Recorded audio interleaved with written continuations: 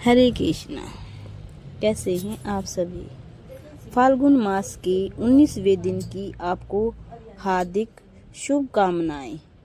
आइए आज हम 19वां अध्याय सुमरन करेंगे। इतनी कथा सुनकर नारद जी बोले, हे पिता, आपने मुझे अत्यंत श्रेष्ठ आख्यान सुनाया है। अब मैं आपसे एक अन्य बात पूछता हूँ। जो मनुष्य वेद के जानने वाले तथा परम ज्ञानी हैं, उन्हीं को गुरु बनाने से और उन्हीं से उपदेश लेने पर भगवान सदाशिव प्रसन्न होते हैं तथा संपूर्ण कार्यों की सिद्धि होती है, अथवा अन्य लोगों से उपदेश लेकर भी सिद्धि प्राप्त की जा सकती है।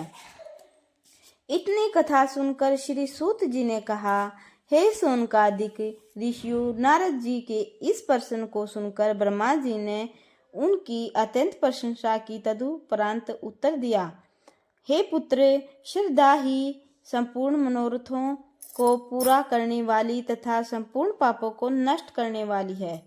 श्रद्धालु होने पर नीच लोगों पर भी देवता कृपा किया करते हैं। बिना श्रद्धा के सभी कार्य निष्फल हो जाते हैं। जप तप यज्ञ हवन मंत्र तंत्र पूजन स्मरण ध्यान आदि सभी कार्य श्रद्धा के बिना व्यर्थ हैं। भगवान सदाशिव ने स्वयं अपने श्रीमुख से कहा है कि सुख दुख और पाप पुण्य की प्राप्ति भावना के ही कारण होती है। बिना श्रद्धा के किए हुए सभी कर्म निष्फल हो जाते हैं। इस विषय में एक आख्यान मैं तुम्हें सुनाता हूँ। हे नारद, प्राचीन समय में सिंहकेतु नामक एक राजा पांचाल देश में राज्य करता था। वह संपूर्ण विद्याओं से युक्त शिव जी का परम भक्त था। एक दिन वह श्रेष्ठ सैनिकों को साथ लेकर शिकार खेलने के लिए वन में गया। उसके साथ ही एक सवर जाति का शंकर नामक मनुष्य भी था। वन में जाकर उसने एक शिवालय देखा जिसमें एक टूटी फूटी शिला अघर से बाहर पड़ी हुई थी। शंकर ने उस शिवलिंग को अत्यंत प्रेम पूर्वक अपने हाथों में उठा लिया तथा राजा के समीप पहुंचकर उसे दिखाते हुए इस प्रकार बोला, हे प्रभु, मैं इस शिवलिंग का पूजन करना चाहता हूँ। अस्तु, आप मुझे पूजन की विधि बता देने की कृपा करें। हे नाथ, यद्यपि मैं नीच जाति का हूँ, परंतु मैंने यह सुना है कि नीचों को भी भगवान सदाशिव के पूजन एवं ध्यान का अधिकार प्राप्त है। इसलिए आप मेरी कामना को भी पूर्ण करने की कृपा करें।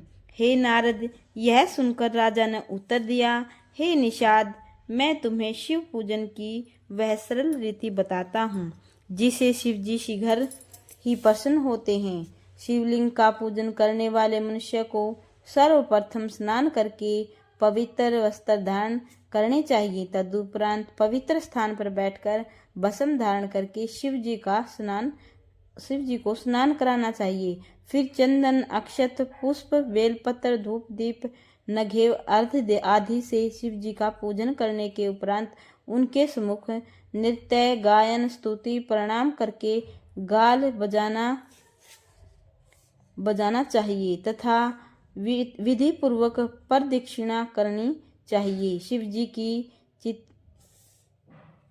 चिता की भस्म अत्यंत प्रिय है, अतः उसे शरीर में धारण करने से अत्यंत आनंद प्राप्त होता है। शिव जी के पूजन की यह अत्यंत सरल तथा सुगम रीति है, सो तुम भी इसी प्रकार आचरण करो। इतनी कथा सुनकर ब्रह्मा जी ने कहा, हे नारद, यद्यपि राजा ने यह विधि हंसी में सुनाई थी, परंतु शबर ने उसे अत्यंत श्रद्धापूर्वक सुना। तत्पश्चात वह अपने घर लौट आया और उस शिवलिंग का पूजन करने लगा। उसे जो वस्तु अच्छी लगती उसका भोग सबसे पहले शिव जी को लगाता, तदुपरांत स्वयं खाता तथा वह अपनी स्त्री सहित शिव जी का पूजन करता और मूर्ति के सम्मुख नृत्य गायन करता था। इस प्रकार जब कुछ समय व्यतीत हो गया तो शिव जी ने प्रसन्न होकर उसकी परीक्षा लेने का निश्चय किया। एक दिन जब वह पूजन करने के लिए बैठा था तो चिता भस्म जो उसके समीप भी रखी थी अचानक अदृश्य हो गई। जब ढूंढने पर भी उसे वह भस्म कहीं दिखाई नहीं दी तो उसने अत्यंत आश्चर्य में भरकर अपनी स्त्री से कहा, हे प्रिय, मैंने भस्म को बहुत ढूंढा परंतु वह कहीं नहीं मिल रही। इस प्रकार पूजा में विघ्न उपस्थित होने से मैं अत्यंत दुखी हूँ और यह अनुभव करता हूँ कि अब मेरा जीना भी व्यर्थ है। हे नारद, अपने पति की ऐसी दशा देखकर उस स्त्री ने उत्तर दिया, हे स्वामी, आप अपने मन में इस प्रकार चिंतित न हों। मैं इसी समय चिता जलाकर अपने शरीर को भस्म किए देती हूँ, तब आप इस भस्म से अपना पूजन कीजिएगा। यह सुनकर ईश्वर बोला, हे प्रिय, तुम्हारा शरीर मेरे विहार के लिए तथा चारों पदार्थों को प्राप्त करने के निमित्त है। यह सुनकर स्त्री बोली, हे स्वामी, मैंने सत्पुरुषों से यह सुना है कि यदि कोई मनुष्य प्राय उपकार के लिए अपना शरीर त्याग करे तो उसका जन्म सफल हो जाता है। अस्तु, शिव जी के कार्य में यदि मेरे शरीर का नाश हो तो उसे अधिक उत्तम और क्या होगा। सो आप मुझे ऐसा कर्म करने से न रोके और अपने पूजन को विधि पूर्वक पूर्ण करे। हे नारद, सबर ने अपनी स्त्री की इस बात को स्वीकार कर लिया। तब वह पवित्र हो शिव जी का ध्यान धरती हुई चिता में बैठ गई और कुछ ही देर में जलकर भस्म हो गई। तदुपरांत सबर ने उसी भस्म को अपने शरीर में मलकर शिव जी का पूजन किया। जब पूजन करते समय उसने प्रतिदिन के नियमानुसार अपने हाथ में प्रसाद लेकर पीठ की ओर बढ़ाया तो एक अत्यंत आश्चर्यजनक घटना घटी। वह घटना यह थी कि सबर प्रतिदिन पूजन करके अपनी स्त्री को प्रसाद दिया करता था। अस्तु, नित्य के कर्म अनुसार उस दिन भी ध्यान नहीं रहा था कि उसकी पत्नी जलकर भस्म हो गई है, परंतु जिस समय उसका हाथ पीछे की ओर गया उसी समय उसने यह देखा कि उसका हाथ उसकी स्त्री जो जलकर भस्म हो गई थी फिर से जीवित हो गई। पहले के समान ही वस्त्रादि से सुसज्जित होकर अपने मुख से शिव का नाम उच्चारण करती हुई उसके सामने चली आ रही है। जब वह स्त्री हाथ जोड़कर उसके सम्मुख आ बैठी तब सबर ने आश्चर्यचकित होकर उससे पूछा, अरे तू तो भस्म हो गई थी, तब जीवित किस प्रकार हो गई। यह सुनकर पत्नी ने उत्तर दिया, हे पति, मैंने जिस समय अग्नि में प्रवेश किया तो मुझको दुख नहीं हुआ, ऐसा लगा मानो मैं अमृत के कुंड में बैठ गई हूँ।